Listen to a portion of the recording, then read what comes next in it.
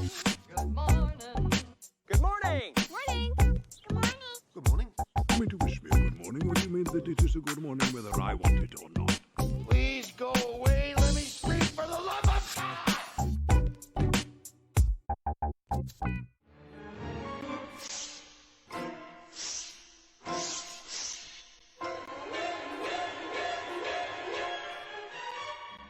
Welcome to the show. There's a sound to pierce your brain, like a nice pick to the head. Some cool music there from Psycho 2. Not Psycho 1. That's from Psycho 2. Good way to start, I think. Melzy's back at the desk. Hey, Melzy. Hello. It's been a freaking long time. It's been a bloody minute. It's well over a month since you've been here. I think it's over 2 months. Whew. I know, Yeah. I know. Will we even like each other anymore? I don't know. She put it out there. Yeah. Why are you both looking at me? Ben and I fight that battle every week. Will we like each other this week? How are you, Ben? You're here too. I'm good. I was, not feeling as good as I was feeling 2 minutes ago, but yeah. Hey, but at least with Melzy back on the desk, it means we can bust open that fireball. The whiskey's flowing. The apple juice is... I'm warming up by the second. Yeah. It's very chilly right now. Very chilly. Well, I guess everybody knows who we are. Good Movie Monday. Welcome, everybody. We are the podcast dedicated to nerdy cinematic ramblings. This week's show is not quite Hitchcock. That's to say we're discussing Hitchcockian movies or movies that owe a debt of gratitude to Hitchcock. And this is all because of you, Melzy. Oh, Do you care to explain yourself? well, so I come from the Melbourne Horror Film Society, and this month I am screening Psycho 2. Amazing. For our September screening, and I just showed Road Games for our August screening. Which is a Hitchcockian film. Which, absolutely, it's one of the most Hitchcockian of Hitchcockian films. Yes, and I also happen, we'll talk about Psycho 2 in a little bit, but I happen to think it's one of the greatest sequels of all time. It's absolutely. fantastic. What else is happening at the Melbourne Horror Film Society? Well, we just had 2 great August screenings. So we do our monthly Tuesday night, last Tuesday night of every month, screening at Long Play. So as I said, I showed Road Games, which went down an absolute treat. Everybody, I think there's only one person that had seen it before, and everyone loved it. So People are seizing the opportunity to see movies for the first time at your screenings. I love that. Yeah, absolutely. It sometimes baffles me that there are people that haven't seen these things, Yeah. and you just forget you live in a little bubble. Yeah. And there are people outside of it that are oblivious to a lot of things, and Yeah. I love that. Yeah, but everyone really appreciated it, which was really good. And then we have our monthly screening at True North in Coburg, which we just curate for them, and so that's on a Saturday night. Party vibes and fireball and beer and skulls actually is the drink of choice on that night. Right. And so we have our September screening coming up for that one is going to be The Blob, Oh the my God. 80s version of it. That is What a one classic. of the great remakes. One that was, I think, really misunderstood for like at least 10 to 15 years, and it found its audience Yeah. a long time after the fact. Yeah, I must say, I'm hoping that I'm not going to be at that screening. It's AFL Grand Final night, and I'm a massive Collingwood fan, so I think I'll be there, but I'm hoping that I won't be. I was going to say, don't take offence, but I hope you're at the screen. I'm more than likely going to be there. I was going to say, the second she mentioned football, we lost half the audience. The second she mentioned Collingwood, we lost the rest. Yeah. So true. So, I mean, everybody should definitely follow you guys. Like, even if people don't attend your screenings, like, you do lots of watch parties as well. Yeah, we do online watch parties, which we're going to have one coming up in October, the first Tuesday of October, because in October we do weekly screenings. So every Tuesday night in October we'll have the first one is online, and then we have in-person screenings at Long Play for the other 3 weeks. Oh, cool. And then plus the Saturday night screening. And so, Busy. unsurprisingly, the Melbourne Horror Full Film on. Society is all about Halloween. Yeah, totally. I'm looking forward to Halloween this year. So if anyone's doing like their 31 days of horror or 31 days of Halloween, it's, we knock over quite a few of those days for you. I mean, as if it's not hard enough to Google, what's the website? It is melbournehorrorfilmsociety.org, and we're on all the major socials. Not the TikToks as yet, but you might have to get on us about that. Glenn. I don't want to make you feel left out here, Ben. Let's talk about some things going on in the Monster Fest world, because you have some goodness coming up. You got the Jeepers Creepers Reborn that you guys are kind of promoting. Oh, yeah. And that's screening on September 22nd and 24th. 3 nights only. I'm going to get along to that. I think I have to. Yeah. And get in it, Ben. Do it. Come along to Jeepers Creepers. It's the first non-Victor DeSalva Jeepers Creepers movie. Yeah, absolutely. Monster Fest is also creeping up. So people need to follow you guys on social media just to keep informed with what's happening with that. Yeah, I think there's some big announcements coming out very, very soon for Monster Fest. Bam. 2022. There you go. So you sit on this desk every week and we don't plug your stuff enough. Yeah, it's just because I'm useless at it. I have no idea. I just don't know. He waits for someone else to do it. Yeah. I was actually creeping on the Monster Fest pages the other day to see if there was any info. Any news? You were the About lurker. dates and things like that. I was doing some lurking. In all my spare time but I was just getting my head around life, and I'm like, oh, when's Monster Fest this So year? I'd say that means you've been on the Monster Fest website more than I have in the last 12 months. He's a great salesman. Literally, my only involvement in the website this year has been, I got a note from WordPress saying that updated the website. So I emailed Jarrett and said, is the website still working? Because they've just updated the WordPress, and who knows what's happened on the back end now. Oh, a little treat behind the curtain there for people. Fascinating. Fourth wall broken. Have you ever seen what a broken link can do to a website? Speaking of websites, we have onegoodmoviemonday.com. People should go there and follow what we do if they are. That gives you access to all of the links to social media, whether it's TikTok, Instagram, Facebook, YouTube, all of that kind of stuff. Plus, there's links to all of the contributors, including you, Melzy. Oh, people want to find horror films, so they don't even need your website. They just need ours. But we do videos every week on the socials. And last week, Ben and I reviewed Beast, which was the new Idris Elba Lion movie. But this week, tomorrow night, in fact, we're going to review Orphan First Kill, which was a cheeky little treat. Anyway, let's get cracking. So coming up on the show, we've got the Boneheads with the weekly not quite Hitchcock take. The fireball's kicking in there, by the way, folks. Same. Let me rewind. So the Boneheads will be discussing not quite Hitchcock films. And right now, Jarrett from Monster Fest with his weekly peer class, an update on everything that's coming out this week on physical media. Hey, this is Jarrett and welcome to PE Class. Now I'm going to start this week's segment with some news, and it's fresh off the press. Via Vision are releasing Saw the Ultimate Collection on November 9th. Now this is comprised of 13 discs, which include Saw, Jigsaw and Spiral, all on 4K Ultra HD, along with all the other installments in the franchise on Blu-ray.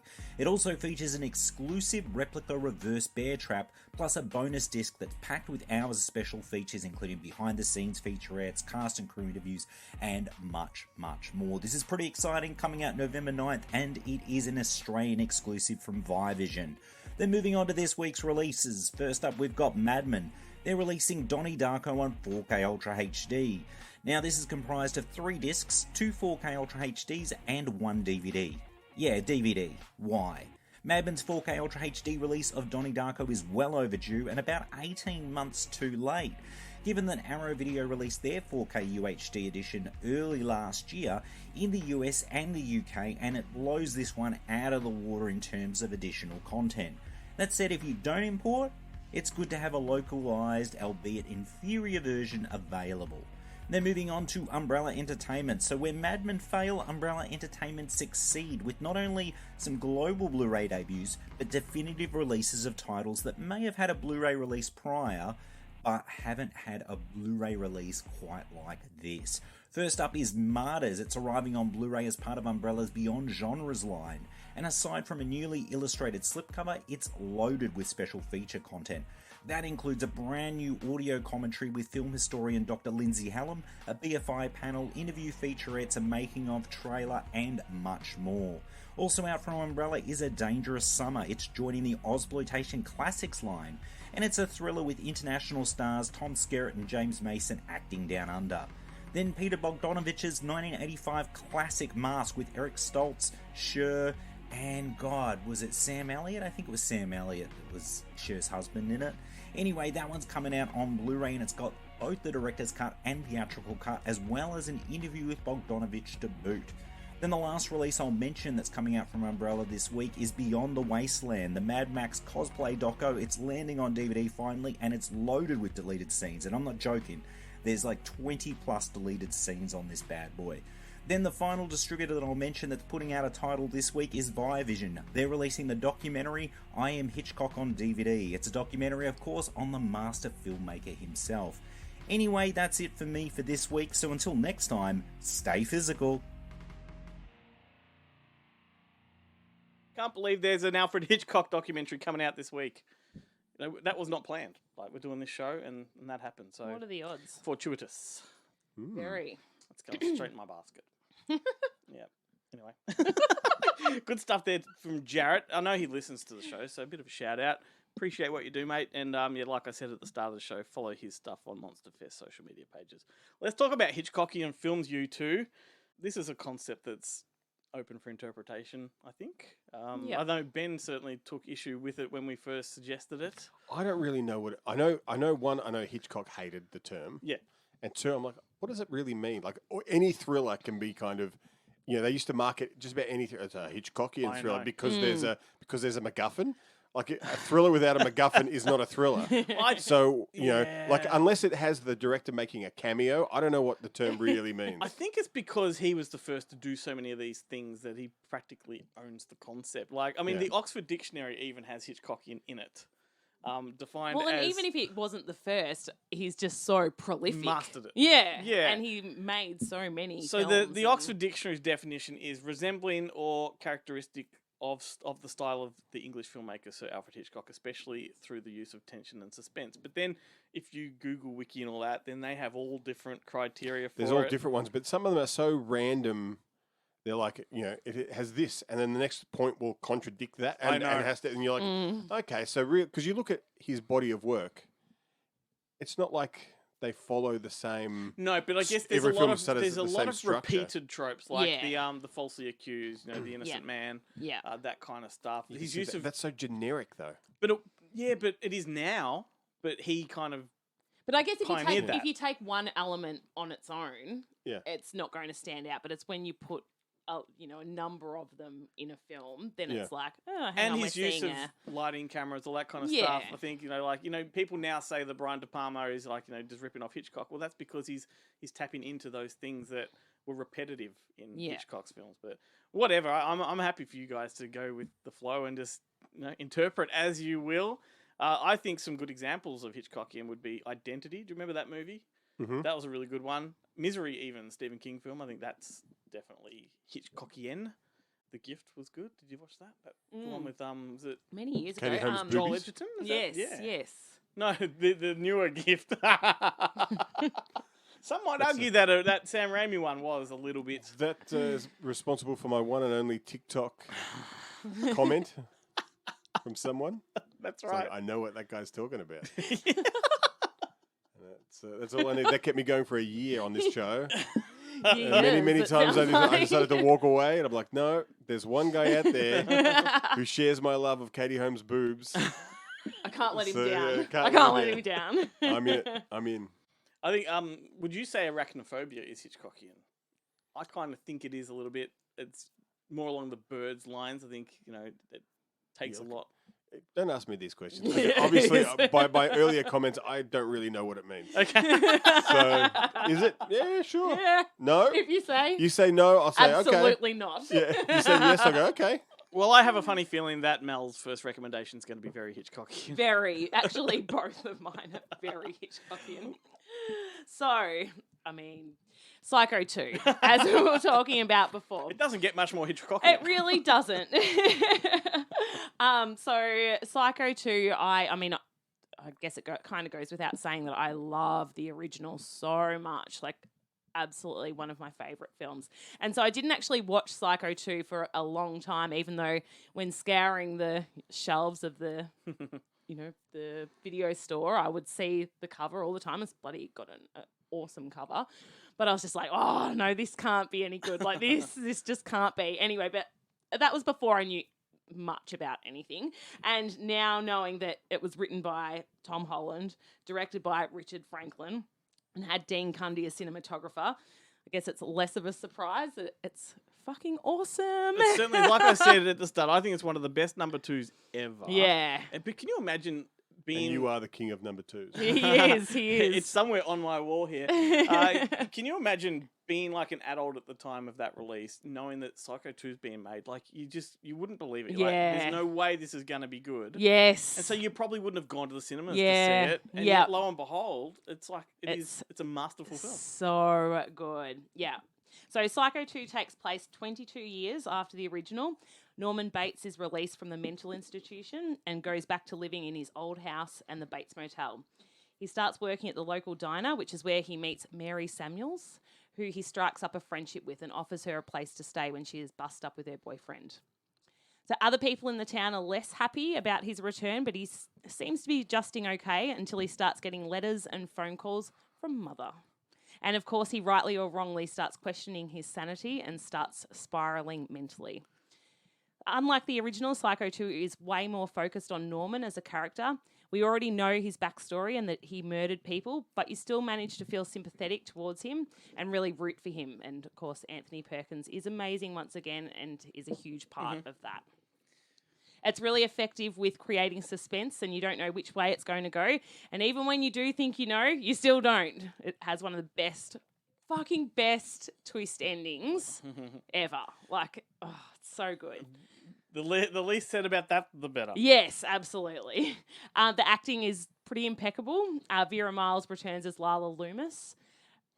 Robert Loggia plays the doctor who's in Norman's corner. Dennis Franz plays the sleazy guy. Oh, he doesn't know anything else, does he? Currently running the Bates Motel. And Meg Tilly is Norman's new friend, Mary. You know, it's very different to the original, but has heaps of nods to it. Or particularly like the opening. Like, it's a real flashback, throwback to the original, just to let you know we're back in that universe. Trust us. Yeah, it's so good. And a lot of people didn't know that Richard Franklin was like a protege of Hitchcock. He worked under Hitchcock on, I think, 2 films, maybe Torn Curtain and and he one. actually, so he went to the University of Southern California. He's an Australian, went to the University of Southern California, which is actually where Directed I did my... Road Games. Yeah, directed Road Games. Yep. And I worked in the archives at USC for my work placement doing my masters, and he actually got Hitchcock to come and talk to the class, and he said that he didn't think that the lecturers there at USC were very happy about that. But yeah, and apparently when he met Hitchcock's daughter Pat, that she was like when he was down the track in his career, she was like, "No, I know exactly who you are. I used to lick the stamps for the Alfred Hitchcock fan club, and you sent the most letters." So he's a massive fucking fanboy from childhood, and then ends up, not only working sort of with him or knowing him as a mate, but to make the sequel to his most iconic film. It's astonishing to me. Yeah. But Dennis Franz, does he know anything that's not sleazy? I'm going to talk about him again later. Okay. Is he still alive? that's the question I have. And if he is, why are we not seeing him in more things? So. I think the last thing I saw him in was it fucking City of Angels? Yeah, right. Dennis Franz is a fallen angel. That's hilarious. Which is, No, I mean, NYPD Blue was kind of the big thing that, but he stuck to that show. They replaced the David Caruso, Jimmy Smits, Ricky Schroeder, the kid Mark Paul Gosselaar. It were all his part. He must have lost more partners than any cop in any. He's like, gum on the sidewalk, mate. Yeah. There's no scraping Dennis Franz off the franchise. And I love how his character evolved in that show, because at the start he's like the drunk disgrace who's only they only keep him around because David Caruso's kind of in his corner. Yeah. And then as it goes on, he's like the moral compass of the show. And you're like, what kind of fucked up world happen? is? I mean, don't forget Die Hard 2. He was fantastic in that. He's great. Yeah, him and Paul Costanzo as brothers. I kind of feel like his character in Psycho 2 is the same character from Die Hard, just washed up. I was just saying that's the same character from I always get it wrong. Blow Out, where he's like the kind of Nancy Allen, kind of thing. Oh, anyway, so good. Whilst you're talking, you may as well keep going, mate. What's yours? Well, funny enough, look, I knew that we were going to be talking about Psycho 2. Although last week you said flippantly on the show that I'm just going to talk about Hitchcock films. Yeah, I did hear. I was going to message you about that. They're Hitchcockian. Well, funnily enough, look, it's been a long time since I've seen Psycho 2, so I thought I'll give it a refresher. And when I say a long time, like I haven't seen it since I was in my Long time. teens. Yeah. And so I put it on. I've got it on my like a home media server, and I popped it on, and I'm watching the film, and I'm like, hang on a second. This is a bit different.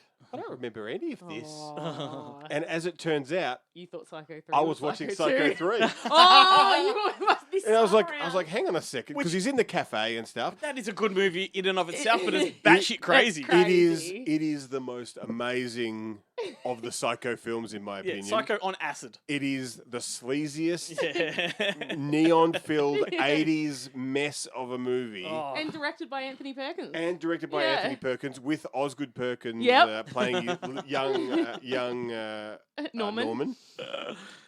But like everything about it is Yes. like amazing. Yes. Yeah. Jeff Fahey gives the performance of a lifetime in this film. Like that scene where he brings the girl from the bar home to his hotel room, Which and- is like neon lit. Yeah. which he's got these. Yeah, he's somehow like the hotel just has blue neon lamps that he's sitting there naked, like twirling them around while she pretends to make out with the naked girls on the posters on the wall. Yeah. And then and then he kicks her out afterwards. It's just so.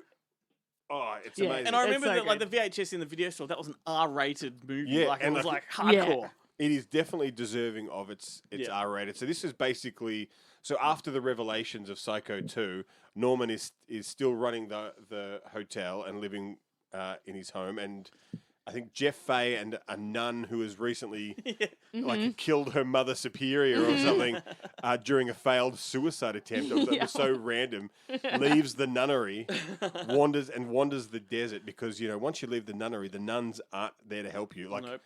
Say what you will about, the religion of forgiveness. They really are a bit That's right. One they're help. harsh with their own. And she gets picked up by Jeff Fahey, who then sleazes on her and then dumps her on the side of the road. And yet they both manage to end up at the Bates Motel. Jeff Fahey gets a job as the kind of handyman who does the day shift, and she's just a guest who kind of catches the eye of Norman and becomes the kind of love interest. Little do they know, and you watch at the beginning of the film, he's like poisoning the bird seed and killing all these little birds so he can taxi to stuff them. And then you find out later on, of course, that like, there's all this other stuff kind of happens, and it has a great ending where the whole thing is like Norman is now free, but then maybe not free. It's just And it's got so some good. really, really strong Hitchcockian moments. Like it's like Anthony Perkins, I think, tapped into the sensibilities of Hitchcock, like with the ice machine. My favorite part Yeah. is that ice machine is with so the good. sheriff. Yes. That is exactly what Hitchcock would have done. And the biggest thing about Hitchcock is giving the answer to the audience and then making you sweat on it. Yeah, that's right. Yeah, you're in on it Yeah. from the And you're beginning, just but the waiting character is for it, unsuspecting. and that's the suspense. It's yeah. very Punch and Judy. Like Yeah. he's behind you. He's behind Yeah, you. That's yeah, right. yeah, So yeah, instead yeah. of, Yeah, there you yeah, go. Ben yeah. just answered the age-old question: what's Hitchcockian? Yeah, Punch and it's- Judy. Punch and Judy. That's what it is. Panto. So that was your recommendation. That was my recommendation. Love it. Fantastic. That's so good. I hope so. Jeez, I talked a long time for, Yeah, that's what on I the was thinking. segue. I was like a third of the way through it. I was going to make the joke of just like that, thinking, Yeah. and then it got a bit further into it. I'm like, oh shit, no, I think this might This is actually it. be the recommendation. That was it. I was going to talk about like Night Train to Munich or something else, and then I thought because I'd watched it by mistake and I had Yeah. planned, and so today I was like, oh look, I'll just take it a bit easy at work and watch Psycho 2 and just pretend I didn't watch Psycho 3 by mistake. And it did. I just got too busy. I'm like, well, I guess I'm talking about Psycho 3. Nah, love it. Love it. Hey everyone, yes, I'm just stepping in for a moment with one of those, let's say, convenient interruptions, and you know what I'm going to talk about, the Newsly app. I hope you've got it by now. It is the super app that you can download to your phone, and it delivers the news from around the world to you and reads it back to you in a very natural human voice. Whatever your liking is, whether it's news, current affairs, music, film, I don't know, horticulture, whatever your bag is, it finds the most trending articles on the net from over 80 countries from around the world, and it will read them back to you. That's really, really handy for when you're driving to work or if you're on a bus or something and you just haven't got time to read. Newsly is the app to get.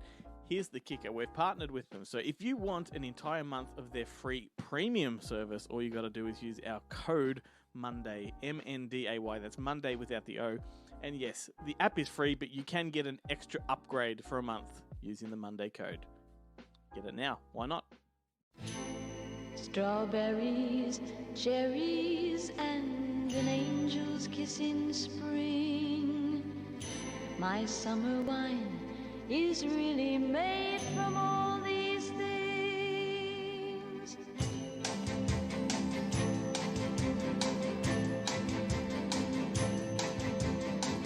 I walked in town on silver spurs that jingle too.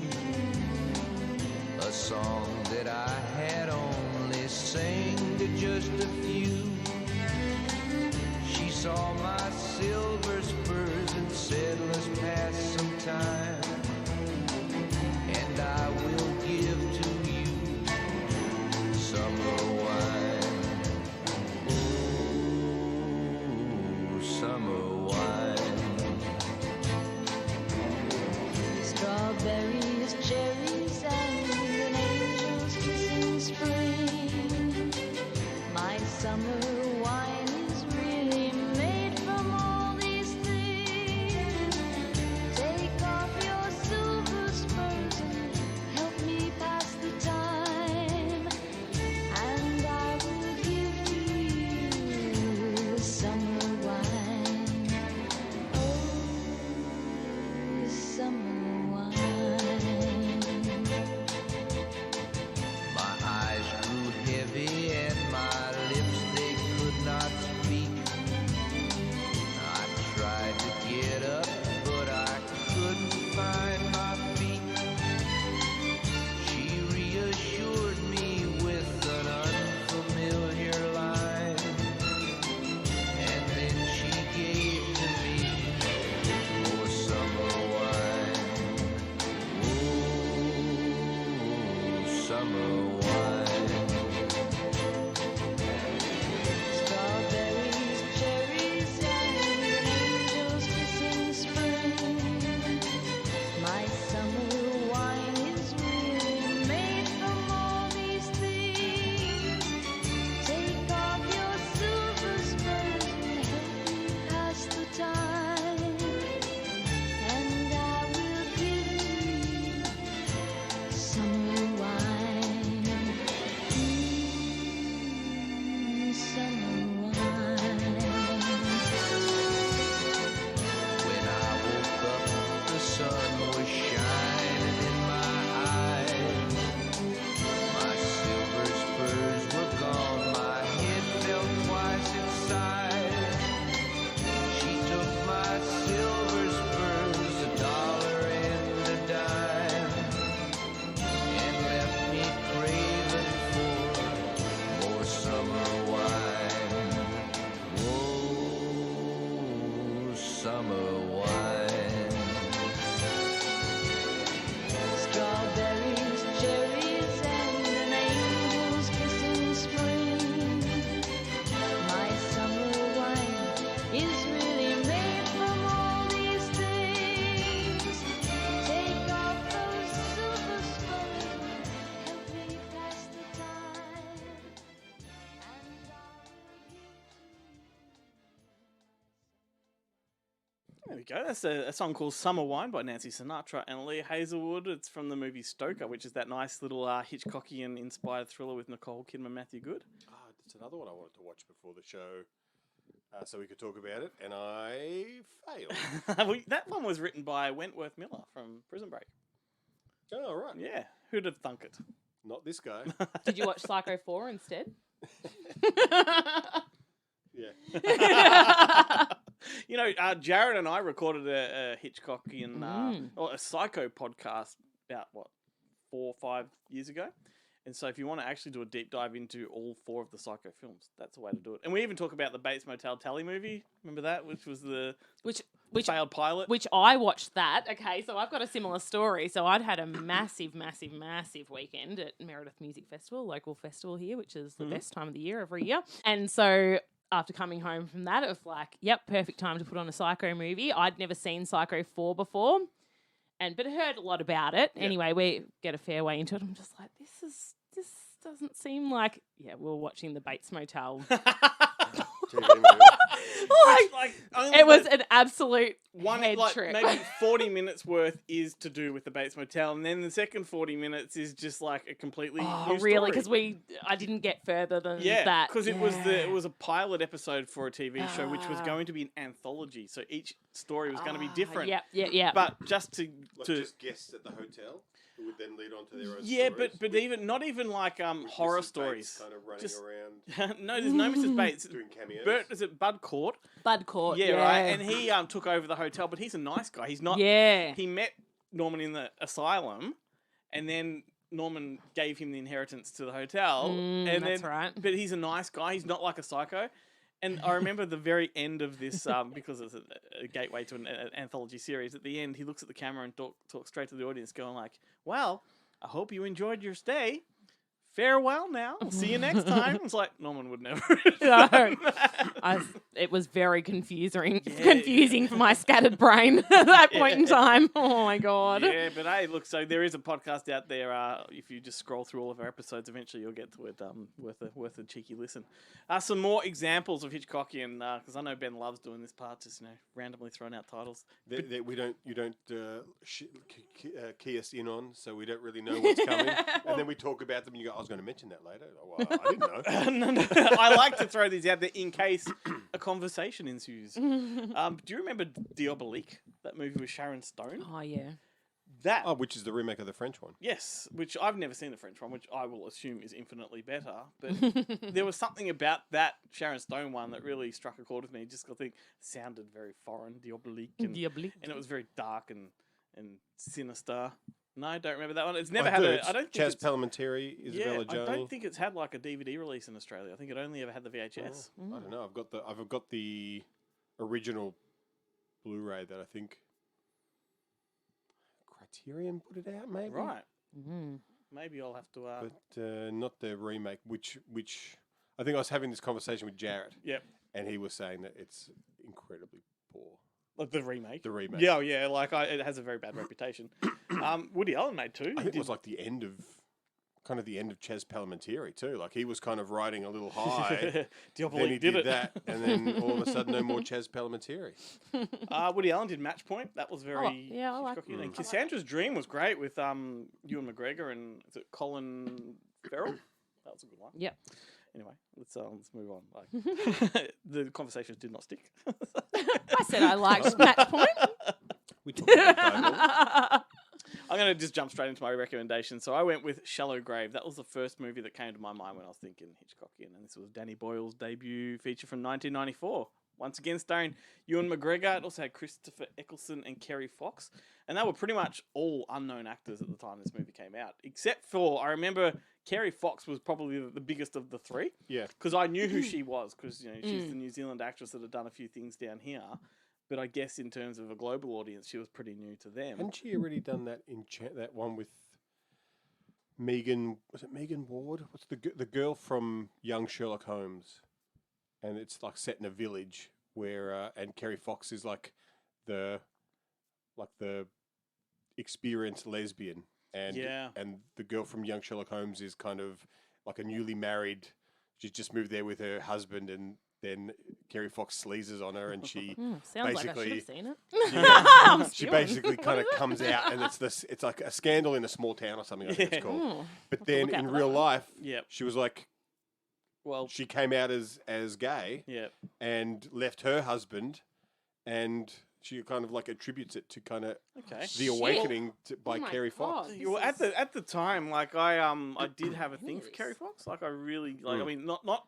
I had known her from Angel at My Table. That's not where I had the crush on her from. Cause, if you've seen that film, you watched that. What's that one with Mark? I can't remember the guy's name. The one where she. Oh, Mark Rylance. Yeah, Mark Rylance, yeah. Intimacy? No, that was the Aussie one. It was Radiance or something like that. Yeah, I think you're closer with Intimacy. I think that's what it was. No, there's an Aussie one. There is an Aussie by one Paul called- Cox but- called Intimacy. But anyway, Yeah, no, she sucks his dick, I think. Mm. And you see it. Like, yeah. Oh. And I know Mark Rylance has been, because he's now a big thing. He's a Spielberg actor, you know. But he's been asked a few times about, you know, talking about that. And he's like, no, I don't really want to, don't want to bring that up. He's like, are you kidding me? Of course I did. Yet Helen Mirren is happy to talk about Caligula, so you know, go figure. But anyway, back to What were we back to talking about? Shallow again? Grave. Like, what a dark and twisted movie this one is. It's Danny Boyle's debut, as I said. It's about three roommates in Edinburgh who take on a fourth tenant, and then they wake up one morning and he's dead, and he's left a whole lot of cash beside him. And so then comes the conundrum: what do we do? And they decide they're gonna, you know, dispose of the body and keep the cash, but then just descends into a madness, a spiral of greed and all that kind of stuff. And Christopher Eccleston of the three turns into the real madman, and which Yeah. is the juxtaposition, because at the beginning of the film he was the real like you know, nerdy kind of, you know, well-to-do guy, you know, played it by the rules all the way, and he turns into the real psychopath. He puts himself in the attic and he won't come down. He's got all the money and he's sort of, you know, cradled over it. It's such a really, really cool Awesome. movie. What else to say about this one? The support cast is awesome. You had Peter Mullen. These are some staple British and Scottish faces. Gary Lewis, Ken Scott, Keith Allen played Hugo, the guy that died. So yeah, it's, you know, it's good caliber of talent there. But here's some interesting trivia, which I don't know if you knew, Ben. Shallow Grave, according to Danny Boyle, takes place in the same universe as Trainspotting. That doesn't surprise me. Well, I didn't know It it. surprises me a little. And his reason is that Keith Allen's character apparently is the same character in both films. But then I would argue Ewan McGregor plays different characters in both Yeah. films. So how does that work out? Yeah. I guess, you know, just look alike, I guess. Yeah. But anyway, it also came like the 90s when this movie came out was that era. I think there were so many body dismemberment movies coming out. Like there's a lot of black comedies, like your Fargo's one, obviously. Eight Heads in a Duffel Bag, I Love You to Death, and Ben, Death in Brunswick was another. There's so many movies about like we've got a corpse, what do we do with it? And, I mean, I always thought it was more like, what's that Humphrey Bogart one? I don't Treasure of the Sierra Madre or High Sierra. One of those. kind of badgers? ones. We don't need no stinking badgers. The one where the three criminals end up with the treasure, but they don't trust each other and they slowly go insane. I think that's the one. paranoia. Yeah, for sure. Yeah. Yeah. No, I love those paranoia kind of movies, but Yeah, definitely.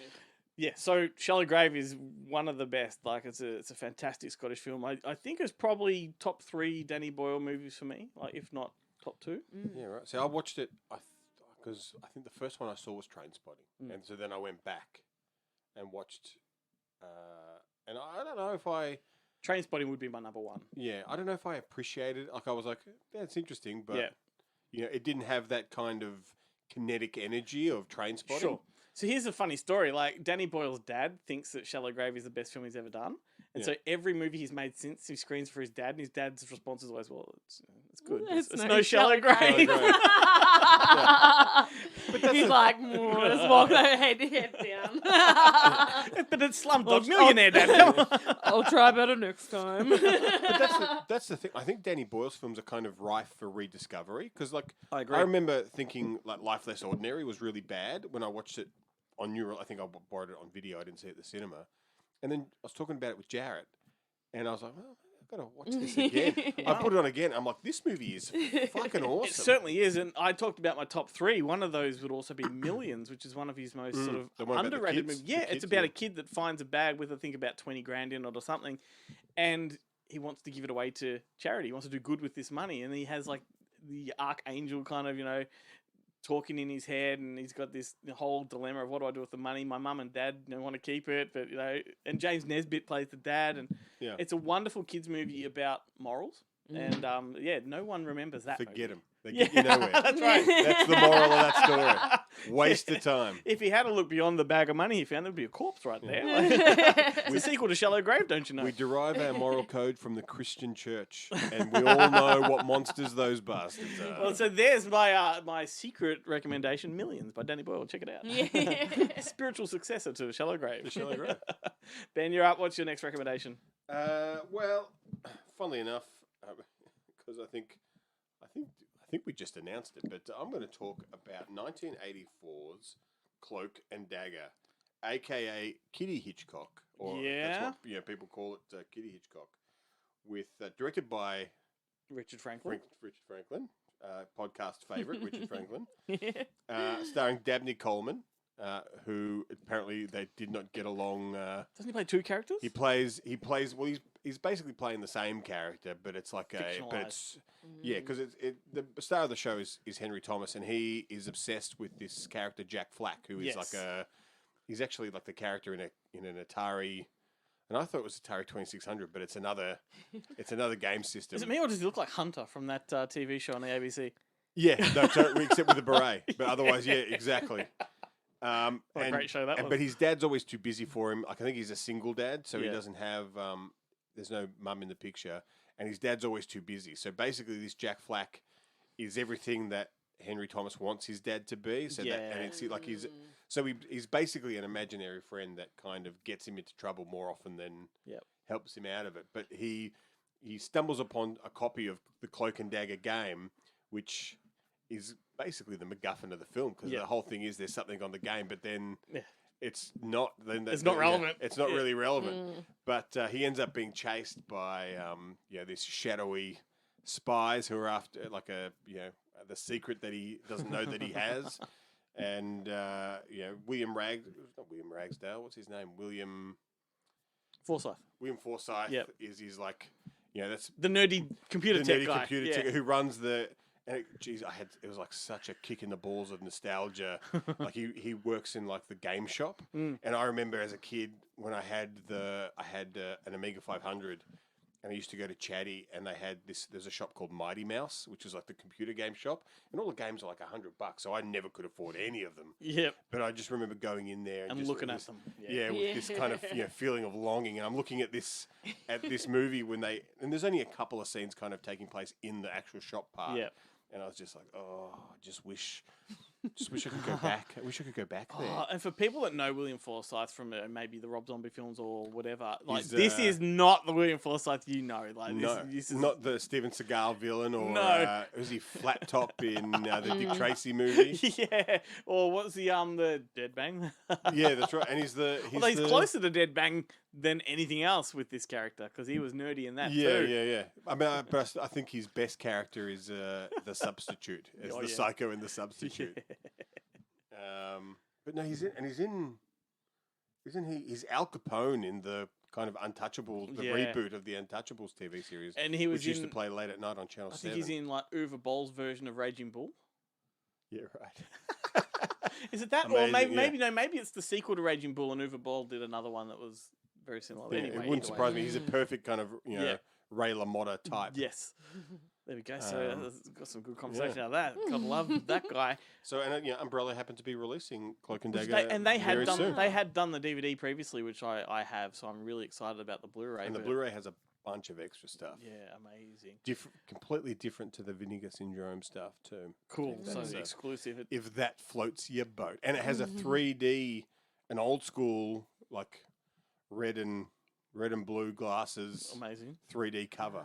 Oh, cool. I feel like I'm in PE and class. a poster. Yeah. It's the movie that I would imagine. You mentioned Drop Dead Fred. If Steven Spielberg were to be given Drop Dead Fred, this is what he'd turn it into. Yeah. There'd be more crime fighting. Less snot. Welcome to Bonehead Weekly Fun Size. We're talking about Hitchcock films that weren't made by Hitchcock. Now, I bet some of those directors would get pissed. I can think of one that probably hears this a lot, and I don't know if it irritates him or not, because I've never got to interview him. Maybe Glenn has. But my Hitchcock film that I'm going to talk about that isn't made by Hitchcock, that the director Robert Zemeckis repeatedly said it's the movie where he just, every time they framed something, everything that did something, they were thinking Hitchcock. It's the movie that he made during Castaway, because Castaway was a film that Tom Hanks had to lose, 40 or 60 pounds, and they actually had to do a movie in between to make those options viable. And this is a thriller starring Harrison Ford, Michelle Pfeiffer, What Lies Beneath, 2000's What Lies Beneath. It's not a great movie. I feel like not a lot of people talk about it, but it's definitely a Hitchcock film and has some wonderful shots. It's got a little bit of a supernatural element to it that Hitchcock films I don't really think ever did, as I can recall. But it is an enjoyable movie. And spoiler alert, they made Harrison Ford the bad guy. Okay, so this one's a little on the nose, but I have to do it. I got to talk about Danny DeVito's "Throw Mama from the Train." Chris That's Cross. not it. Chris That's Cross. Not, that's not at all related to Hitchcock. Why would you say that? Chris Cross. So yeah, this is kind of a cheat. I was going to go one way, but I decided, yes, technically "Throw Mama from the Train" is inspired by the Hitchcock film "Strangers on a Train." Chris Cross. Chad, you kill my wife and I will buy you a present. That's what they talked about, right? Yeah, close to it. Whatever you do, don't listen to this, Christy. Keep going. Yeah, no. So it's I honestly prefer the Danny DeVito version over Strangers on a Train. I might be one of the. I'm sorry, I do. It's Well, they're I two just different love it. movies. They're two It's totally two completely films. different movies. You Two have a totally legit different films. thriller, and then you have a dark comedy. But yeah, it's all about two men who one's a student, one's a teacher, and they basically the student comes and says, "Hey, if you kill my mom, I will kill your ex-wife." And hilarity ensues in the darkest way possible. So sorry, it's just hilarity ensues. Billy Crystal. Nothing. Funniest scene of a frying pan getting hit upside somebody's head I've ever seen in my life. You lied to me. Bam. Yep. James, go. I'm going to just, and most people know this film, so I don't have to give much of a description of it. I'm going to go with the film that has been called, and it was made when Hitchcock was very much still alive.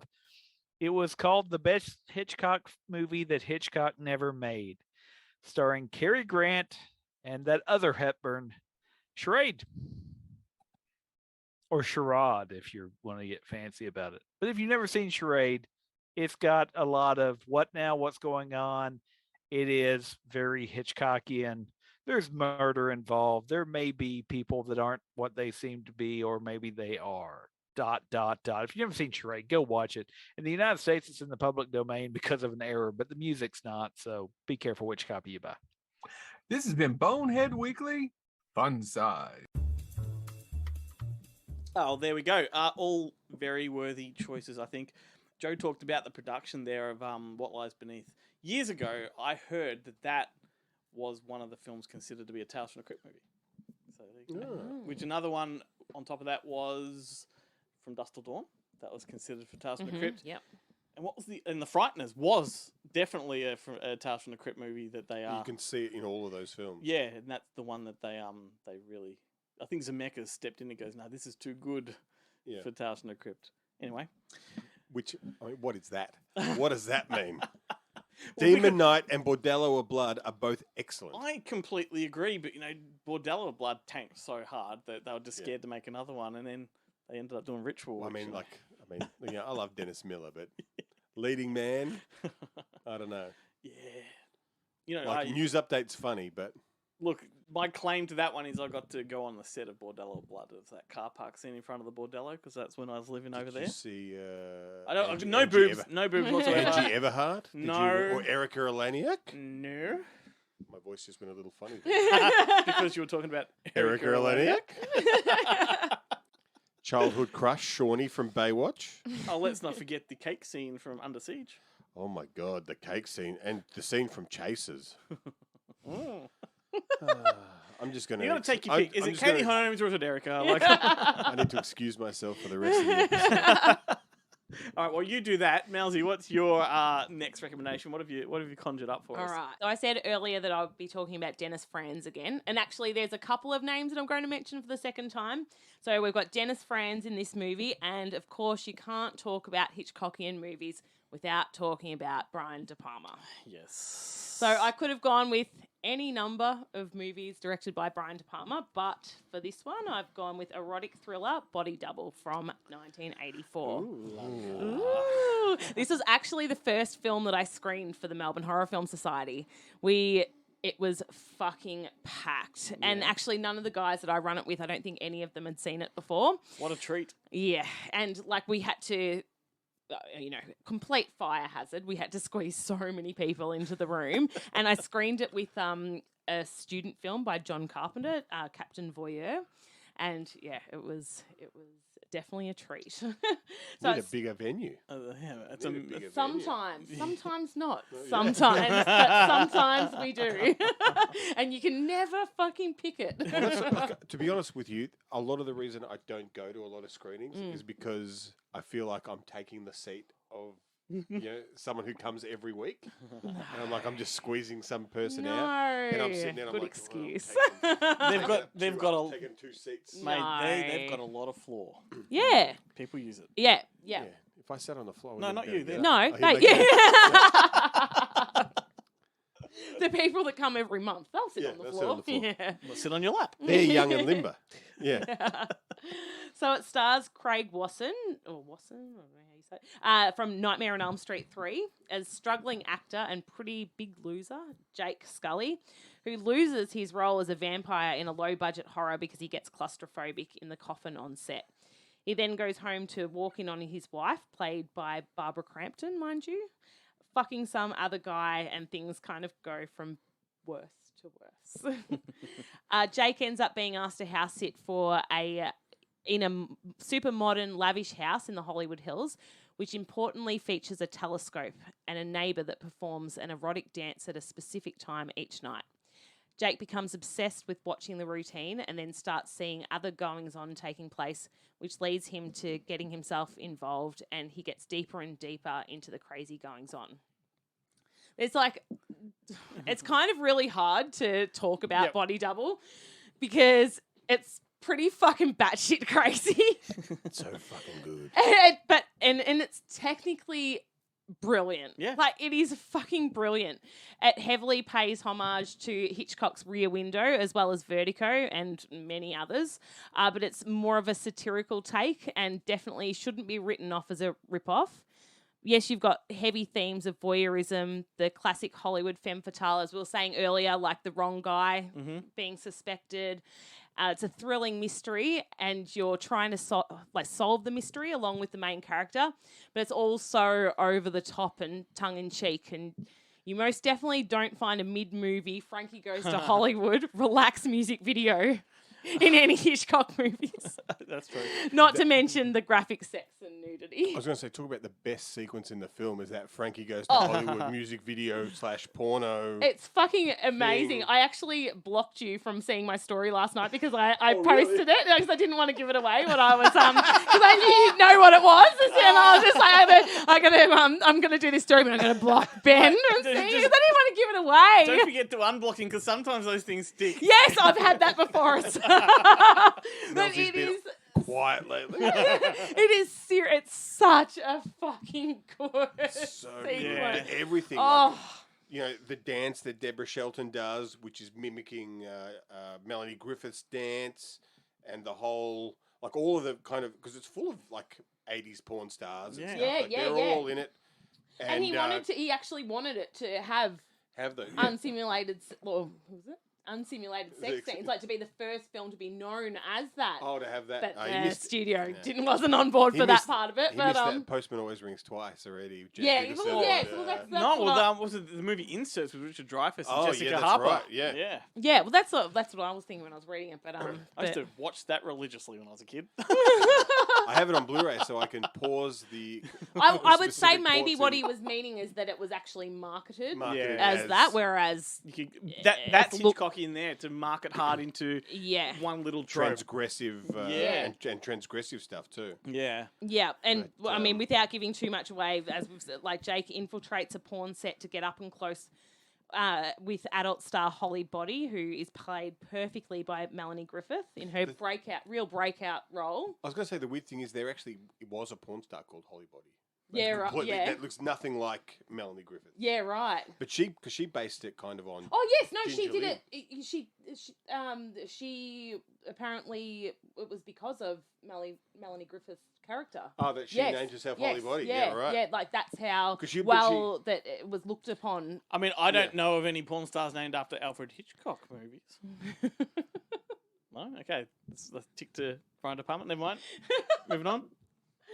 And so apparently De Palma set out to make the most erotic and thrilling movie he could possibly make after having the battle with censorship boards over Scarface. And like it was obvious, like it was pushing back against the haters. So he was just like, "Oh, you think this is an R rating? I'll fucking give you an R rating." And he just like went full on with everything. Well, I was going to say he kind of took out a lot of the violence of Scarface, Yeah. and replaced it with sex. Yeah. Like, well, how about this one? Yeah, It's like, yeah. It's like when you see when you go to the Australian Classification Board website and you see the categories. Mm. It's like he's going, well, okay, this one I'm going to try swearing and Yeah. see how far I can go. Yeah. This one's going to be nudity, see how far I can go. This one's going to be sex. Let's see what happens. Yeah. This one's going to be violence, and then there's themes which. Even at the classification board, they're like, "Well, what does that that's what even we mean?" mark. It doesn't fit into the other ones, but we Yeah, know, yeah, we know yeah. kids shouldn't be watching it. But Yes, we're gonna yeah, watch but it. it's not overt. Yeah, Like it's yeah. not a yeah. It feels naughty. Yeah. If it's not.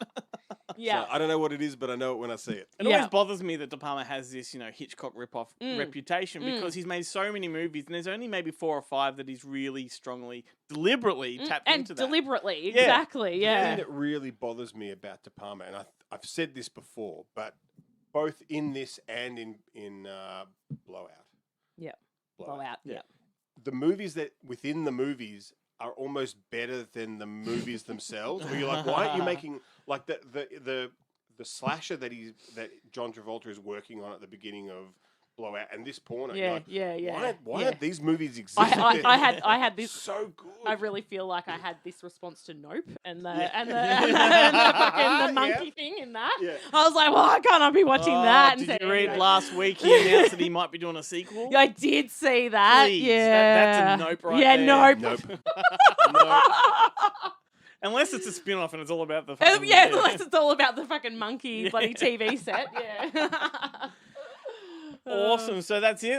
That's it. Fantastic. That's it. So my next one I've gone Oh, for. but hang on, you didn't talk about Greg Henry. How fucking I awesome know, is I Greg know, Henry? I know. Like I just knew him, Incredible. like because I came to the all the Brian De Palma movies relatively late, and so for me he was just the guy from Payback who was like, this guy's fucking awesome. Yeah, yeah. And then I would just see him pop up in anything, and then in this you're like, holy Yeah. fuck. Like, this guy is a fucking He's brilliant actor. so good in this. Why isn't he in more stuff? Yeah. Sorry, Glenn. And like it's such a main part as well. like, yeah. Do you have like a favorite De Palma film? That's a good question. I reckon it probably is. I was about to Body say, I Really? feel like it's this because you I'll seem tell to you, get pretty It's that like. or Blowout. I want to sound cool by saying one of those, but I actually always gravitate towards Carlito's Way. I don't know why. Because of Penelope Ann Miller's booby. But I can watch it and go, well, it's not his best movie, but it's the one I will easily whack It on does. and watch. In all Brian De Palma films, Carlito's Way has the best little sequence where Al Pacino's like talking to, I can't remember the name of the actor, but he's Sasso / Ron, and there's like, you'll get into trouble. They find you in the back of the trunk. They go, what's that smell? That's Sasso. No, that's Ron. It's such a good little bit. But that whole part in the pool hall with his nephew or whatever it is, pound for pound, one of the greatest sequences of film ever. I love Sean Penn in it. Anyway, But Sean Penn is such a cunt. Yeah. I rarely pull out the C word in the podcast, but it's great in and it. And it's he's got a such- perm. He's got a perm. He's got a perm, which is amazing, and it's such a satisfying conclusion to his storyline. Oh, Indeed. so satisfying. Anyway, so let's move on to my recommendation. You can take the original or the remake for this one as a recommendation because I think they're both really good. In the Netherlands, the 1988 original is called Spoorloos, and we knew it in America as The Vanishing. And director George Sluizer went to America a few years later and remade it, his own movie, which Hitchcock did. And he remade it with Jeff Bridges, Kiefer Sutherland, Sandra Bullock, and Nancy Travers. And these are both good films, I'll have to say. Very young, very early in her career, Sandra Bullock, I Yes, believe. she was not a well-known actress at the time. But she's only really in it. Well, yes. So the story is husband and wife are traveling on like a tourist highway, and they pull into a gas station, and the wife goes missing while the husband's inside the store. And then the movie is actually about the years that follow and his desperate search for her, putting up missing person posters and all that. But what's so cool about both these movies, because they are basically a scene by scene, remake. The story switches to the point of view of the serial killer or the abductor. And so you get this perspective from both sides of it, and it's just fascinating. And it's probably easier to talk about the remake because everyone knows the actors and things like that. But Jeff Bridges, I don't think, has been better in a movie than he is in this. It's not his best film by any means, but character-wise, as a sleazy abductor, amazing. He's an absolute psychopath. And when I was a teen, I saw it before the original, and I was just glued to this because I liked movies like Silence of the Lambs. Kiss the Girls came a few years later. Like, I love that kind of stuff. And this movie is it's claustrophobic, it's tense, it's completely Hitchcockian.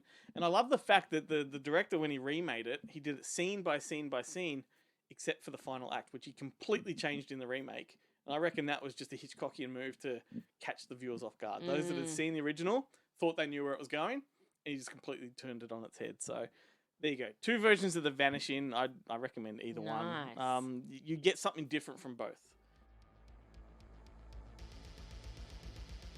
Good Movie Monday is made possible with the support of people like Viewlorium. Viewlorium is a streaming platform for rare and obscure movies, and it's absolutely free. They also have a catalogue full of kids' flicks, classic movies, foreign cinema, and more.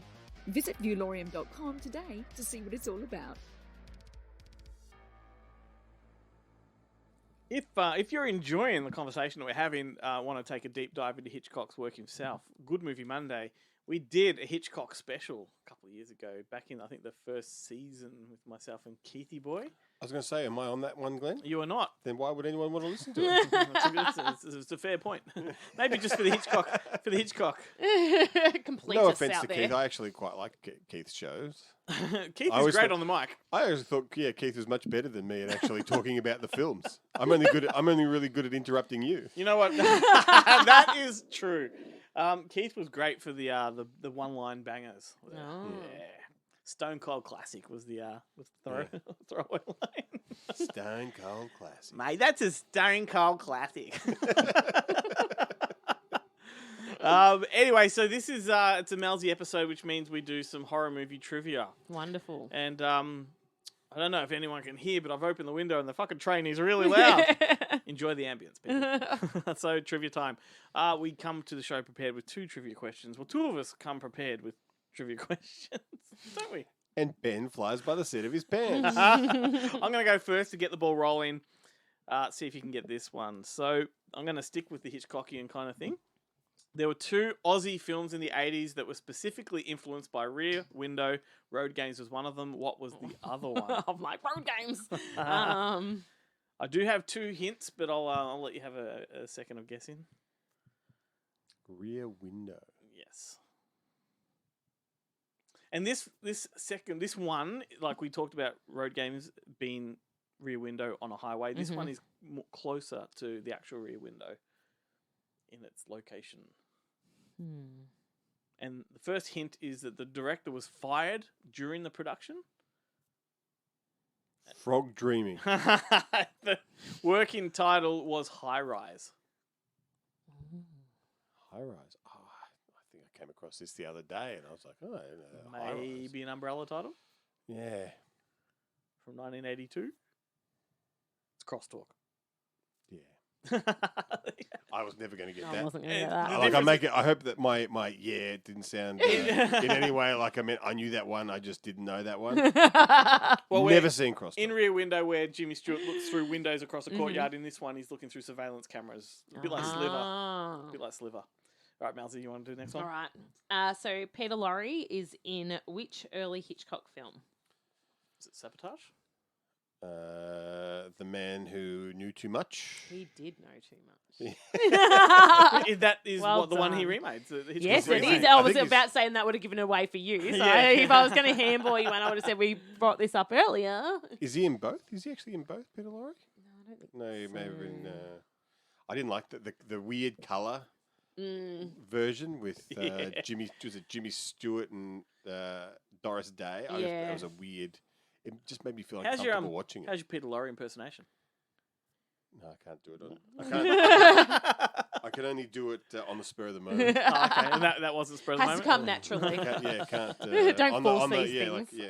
Well, you got about 5 minutes before we wrap up, so if you just want to bust that out at any point in time, feel free to do it. Ben, what's your next one or first one? All right, we've talked about it today already. The film Psycho is based on a novel by whom? Robert Bloch. Yeah, right. And Joseph. What's it called?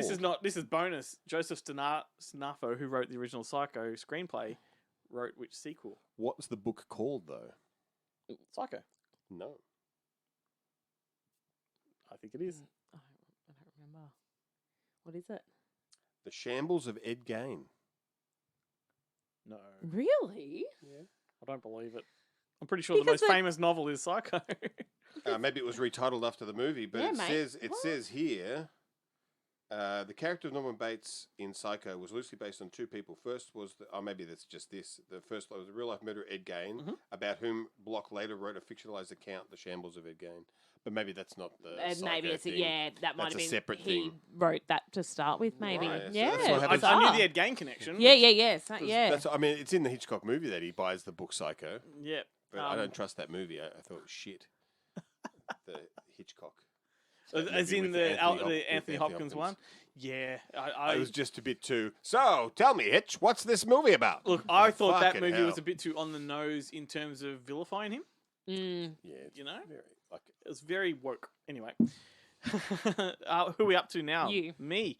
Okay, so which 1997 Hitchcockian film was made from a repurposed location and planning of a film that the director had completed for an adaptation of Stephen King's Truck? So that's very convoluted there. Wow. He had begun a movie, Yep. used the locations and scouted them, ready to shoot. That movie fell through. It was going to be Trucks by Stephen King. And it became another movie. What was the movie? 97. Ben knows, so he can't answer this. Oh, well, no, that's too much pressure on me. I don't know what The it is. director He also spent 5 minutes looking it up, may I just add. After I told him not to. Yeah, so I've got no chance. It's Breakdown. Um, Kurt Russell. Yeah. Jonathan Mostow from Terminator 3 and U571 was the director. Anyway, there we go. Nice. I think Belsie's up. Yep. How many Hitchcock movies did Bernard Herrmann,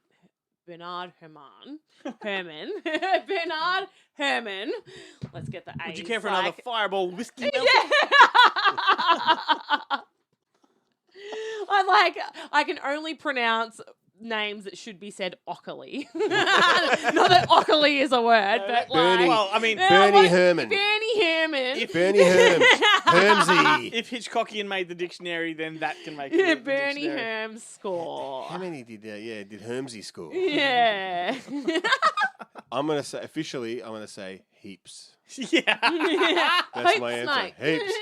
You did heaps of them, mate. Stacks. Stacks. Tons. What about oodles? Anyone want to take a guess? 10. I'm going to say 12. Ben's closest. 1. Yeah. Is it 8? No. 8? So 7. 7. From 1955 to 1964, including The Trouble with Harry, The Man Who Knew Too Much, Vertigo, North by Northwest, Psycho, and Marnie. There we go. Marnie, one of the most underrated of Hitchcock films, I think. Ben, what do you got? Post Body Double, Deborah Shelton released a workout video focusing on what area of the body? Has to be the buttocks. The butt. You're both incorrect, I'm Oh. afraid. Deborah Shelton famously did the face workout DVD. Oh, is that video, which is just her like looking at the camera with dead eyes. I just know like, that. I know I know about that, that, but yeah. I didn't know that was her. like raising her brows, like it's so weird, and you're like, when you look into her eyes and you go, this woman has given up. Ben's waiting for the meat flaps workout. Kegel muscle workout, please, Glenn. Pelvic floor, tuck center. It's Madropities. Is it? I get a kick out of that segment every month, even if no one else does. So thanks for listening, everyone. That's the end of the show. Thank you, Malzy. It's been awesome having you back. I wish for we could having do me it back. every week, but alas, we cannot. Alas. So follow Malzy and her team at the Melbourne Horror Film Society. Don't forget to go to our website, goodmoviemonday.com, and then you can click through ours to yours. Let's do it. Fair. that It's way. fair. It's fair. And of course, links to everyone else that does stuff on our show. Thanks to them as well. Notably, Jarrett and Boneheads from today's show. Thank you to them, and we'll be back on social media tomorrow night with our Orphan First Kill review. Looking forward to that one. You can catch also myself and Chloe on Up Late Wednesday night at 10:30. Then the three of us here at the desk are going to be back on Thursday night for a Lucky Dip video. Next week's show is going to be fun, Ben. We're talking about music documentaries, and our special guest is Brett Morgan, the guy that directed the new David Bowie Odyssey, Moon Age Daydream, which is a phenomenal film. It is something else, I can tell you what. So that's going to be a good one, but let's sign off with a song from a movie called The Truth About Charlie. This is the Marky Mark version of Charade, which is a fucking awful movie, if you ask me. I didn't mind it. The best thing about that DVD is it It's came got with a a weird bonus ending, copy though. of Charade. Yeah, well, that's right. Yeah. Good old public domain charade. But the song is called Charade? Jim the Gin by D-Faz, and it's a really good song. It's better than the movie ever was. So here we go. Enjoy, everyone. We'll see you next week.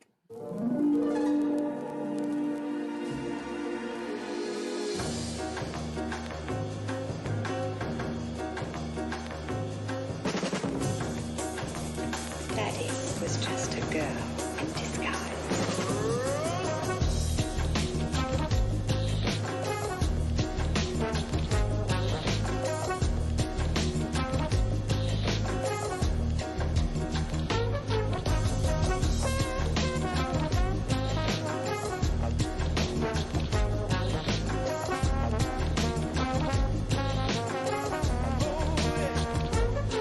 You just might be a poor tailor's lazy son. I don't mind. Rub the lamp and the show goes on.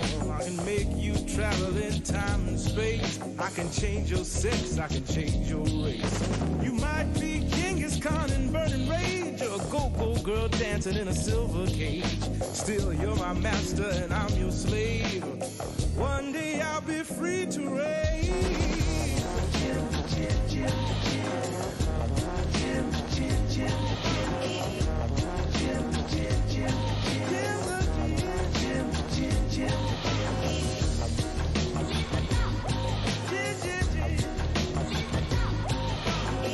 The Queen of Sheba will soon come crashing down from her throne. You can be the Queen of Sheba in shining grace, or Mahatma Gandhi in his holy place. Still, you're my master and I'm your slave. One day I'll be free to reign.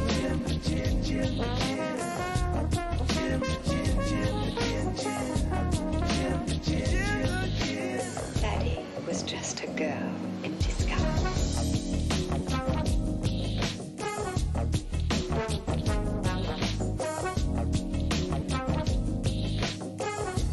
Jim the gin, Jim the gin, Jim.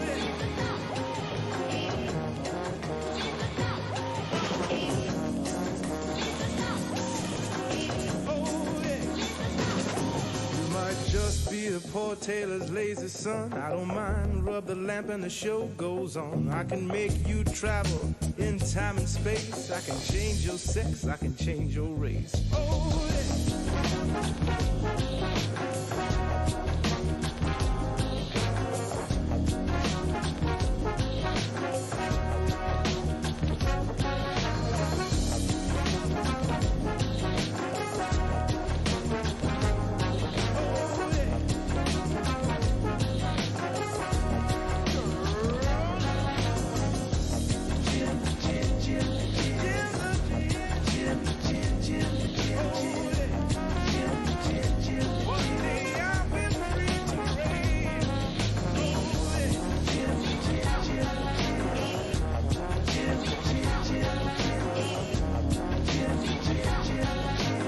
Daddy was just a girl in disguise. C'était du bluff.